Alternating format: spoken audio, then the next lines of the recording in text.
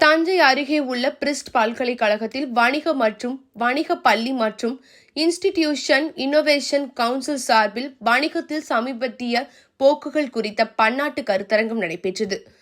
வணிக மேலாண்மை பள்ளி புனித தலைவர் பேராசிரியர் சத்யா வரவேற்றார். பல்கலைக்கழக துணைவேந்தர் கிறிஸ்டி, கூடுதல் துணைவேந்தர் உதயகுமார் ஆகியோர் தலைமை தாங்கி பேசினர். பல்கலைக்கழக பதிவாளர் அப்துல் கனிகான், கலை மற்றும் அறிவியல் பள்ளி புழ தலைவர் சின்னப்பா ஆகியோர் பேசினர்.